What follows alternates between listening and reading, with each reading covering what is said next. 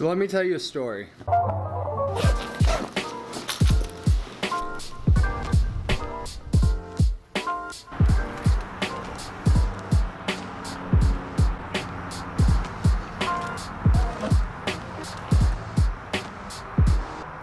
I barely graduated high school.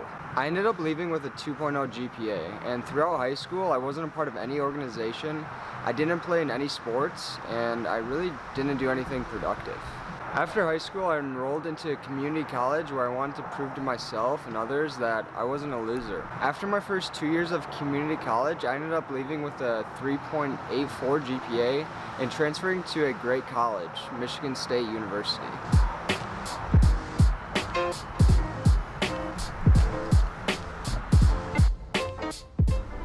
After 2 years here at Michigan State University, I just realized college wasn't for me, and I actually dropped out. I had found a job as a developer at the time, and I really wanted to focus on that. Without a degree, I was able to have a successful career in software development by 21.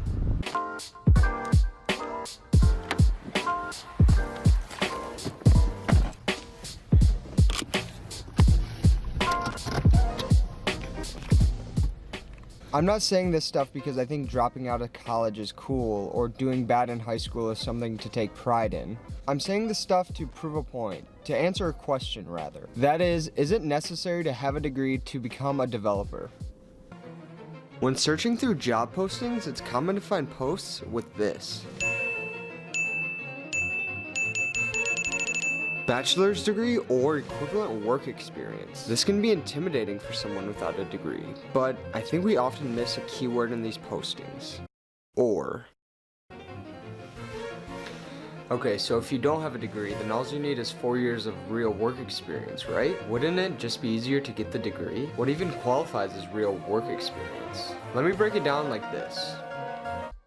In a traditional bachelor's degree program, you have your core classes you need to complete before you actually dive into your major-related courses. It usually takes about 2 years to complete these core classes, leaving you with 2 years to take classes geared towards your major. So with a traditional bachelor's degree program, you really only get 2 years of relevant experience in the industry you plan on working in.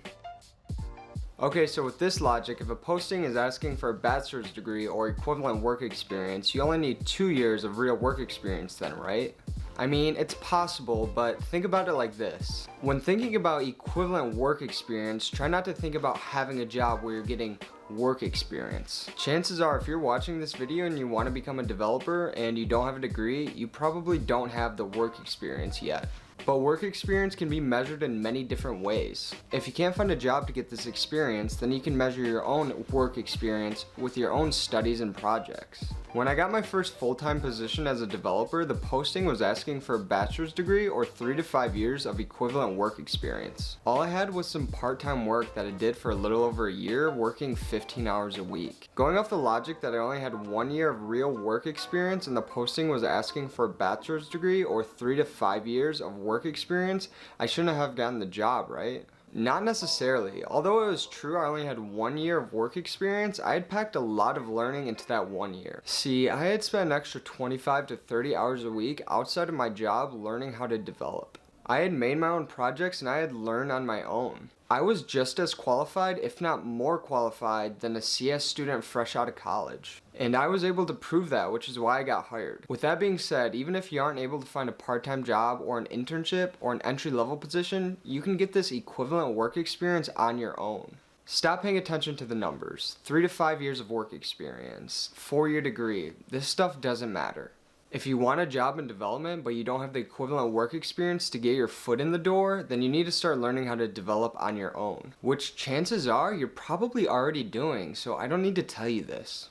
More importantly than learning how to develop, you need to prove it. Prove that you know how. Prove it in your own projects or find someone who has a problem and that problem can be solved with software. When employers are looking for candidates, they just want to know if the person can do the job or not. They also want to make sure the person is a good culture fit, which is a completely different topic. But being able to do the job is the #1 most important thing. And employers want to see that you can do the job. And honestly, college is a great way to determine that you're able to do the job. But it's not the only way. Sell yourself. Sell yourself with the projects you you created and the solutions that you've developed. There are so many great resources out there to help you become a great developer. You don't need the traditional class environment anymore to learn. So to answer the original question, do you need a degree to become a developer?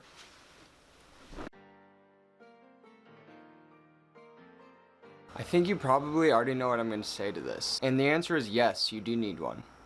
I'm just kidding. No, not at all. Google, Apple, IBM, Tesla, the leading innovators in technology don't even require a degree for their software engineers. But this doesn't mean not getting a degree is easier by any means. You're not going to have the structure of a class schedule and being told what to do. You're going to have to figure this stuff out on your own.